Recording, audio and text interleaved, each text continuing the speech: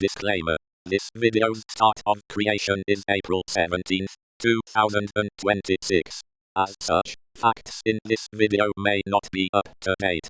If there is any major corrections, the description and / or pinned comment will be updated to reflect that.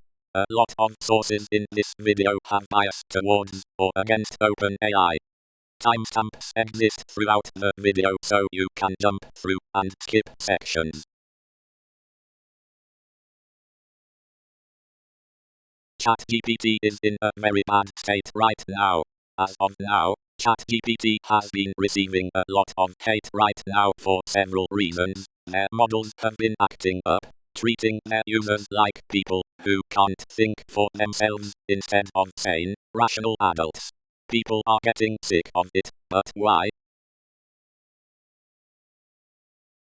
When ChatGPT initially launched in 2022, it started with GPT-3 and was very bare bones. There was no tiers, there was no chat saving. Eventually, OpenAI managed to monetize ChatGPT with its first tier, ChatGPT Plus. You could save your chats, and that's the place where it blew up. Then in 2024, GPT-4o was released to the world. GPT-4o was an important era for several reasons. It was the model which actually sounded the most human, it was the model which lasted the longest, and it's the model which would spark one of the biggest controversies OpenAI has seen with its removal. It's important to know that by this point, ChatGPT was pretty well loved and had a decent reputation with the model closest to a human at this point. However, this would soon change. August 7, 2025, GPT-5 released and replaced all previous models. People were outraged, and hate spread. The reason for all of this was because GPT-5 not only replaced all previous models without any warning, it lacked the human aspect, smartness, and was terrible in creative aspects. This was one of the biggest controversies in OpenAI's history. August 12, 2025, the decision to remove previous models was reverted. However, instead of a complete reverse, they instead paywalled the GPT-4 family with a paywall and said GPT-4o would not be retired without plenty of time and notice anymore. They created a problem and sold you a solution.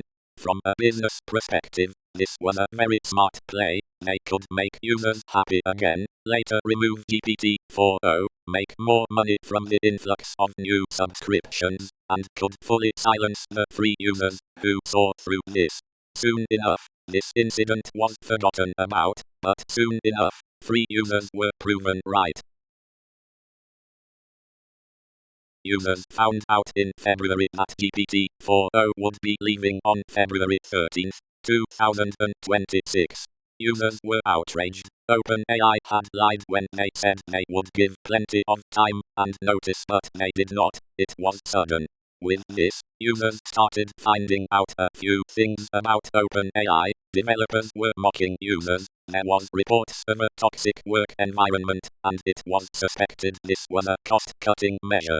People protested leading to February 13th. OpenAI didn't budge. People continued protesting, and yet, nothing happened. February 13th came and went. The mods on the official ChatGPT subreddit said it was good news that GPT-4o was removed, and that was the end of GPT-4o. To make all of this drama worse, the mods on the ChatGPT subreddit were censoring people into a mega thread and removing posts going against them. As well as the fact that during the last few days and hours of GPT-4o conversations were being routed to the GPT-5 family aggressively. Some of you may be thinking that besides the human feeling, GPT-5 is not that bad. This is kinda true, but then you see the newer models. GPT 5.2 and above has a variety of problems which make it terrible. GPT 5.2 and above has been treating users like unstable people and have been using the same repetitive sentences. You, re not crazy. It's not just you, etc. GPT 5.2 and above have also been known to straight up defend incorrect facts even when evidence is shown directly to it.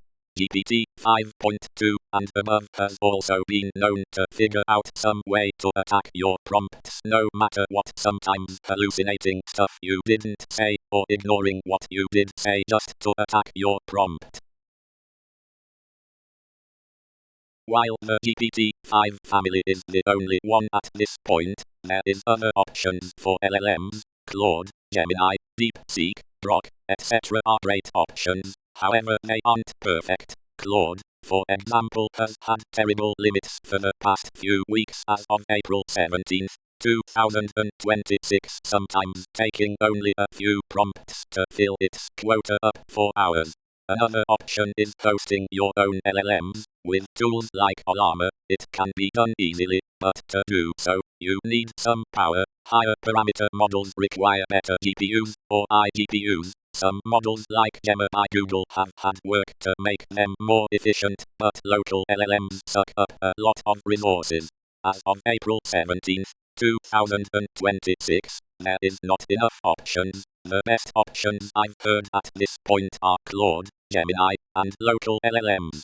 If you have the power, I recommend you try out local LLMs in case any of the other options don't work or suddenly change, so you can figure out what runs best, what gives the best balance between the performance and intelligence, and so on. That's all for today. If you liked it, consider liking and subscribing, and I'll see you later.